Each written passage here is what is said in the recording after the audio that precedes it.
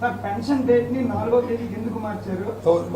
YCP సైన్యం only voluntary వ్యవస్థ, ఈ వ్యవస్థను పట్టుకుని వాళ్ళ ద్వారా పెన్షన్ తో పాటు థాయిలాండ్ పంపించే ఆలోచనలో ఉన్నది ప్రభుత్వం. ఎవరండి చెప్పారు?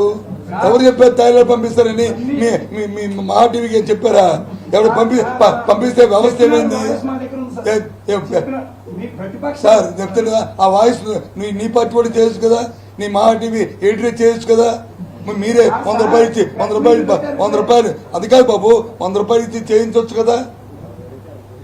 కాదని ఎందుకంటా ఎవడో నవ్వుతాడు. ఇక్కడ నేను శాసనసభ్యుడిని ఈ ఉత్తరాంధ్రలో, నా పార్లమెంట్ సభ్యుడు మా భార్య చెప్పండి, ఎక్కడ ఇచ్చారు తాయి చెప్పండి, చెప్పండి తాయిరాలు చెప్పండి. ఏం మాట్లాడతావు?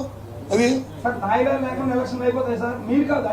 అయ్యా అవ్వకంట అవ్వాలనేదే నా కోరిక, అవ్వకంట చేయాలనేదే ప్రజాస్వామ్యంలో నిర్ణయం, అలా జరగాలనేదే నా అభిప్రాయం అది.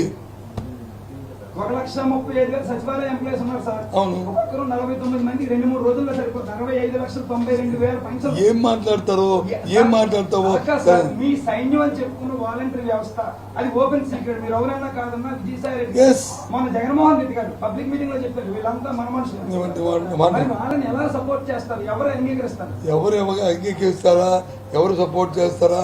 ఎవరు పక్కన పెడితే ఏంటి వ్యవస్థ ఇది, ఈ వ్యవస్థలో భాగం. ఇప్పుడు 1,30,35,000 మంది సెక్రటరీ ఉన్నారు కదా, వాళ్ళు మీరే నియమించలేం కదా, వాళ్ళు ఈ ప్రభుత్వ ఎంప్లాయీలే కదా. మరి వాళ్ళు వెళ్ళి చెప్తే వాళ్ళు చెప్పరా? వాళ్ళు చెప్పరని మీరు అనుకుంటున్నారా? వాళ్ళు ఈ ప్రభుత్వాన్ని వ్యతిరేకమైన మీరు అనుకుంటున్నారా? చెప్పండి.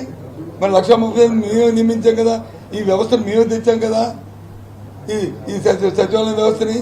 మరి వాళ్ళు ఈ ప్రభుత్వంలో మోసే కదా, వాళ్ళు జగన్మోహన్ రెడ్డి కదా వాళ్ళకి అపాయింట్మెంట్ ఆర్డర్ ఇచ్చింది ఈ ప్రభుత్వం కదా. మరి వాళ్ళు మాత్రం చేరని మీరు అనుకుంటున్నారా? తప్పు. ఏ వ్యక్తినైనా శంకించడం తప్పు. ఏ వ్యక్తినైనా వ్యక్తి తాలూకా వాళ్ళ నిజాయితీతో మరి మాట్లాడడం అనేది తప్పు. ఏ టీవీ, నీ మా టీవీ అయినా ఏబీ అనేది తప్పది.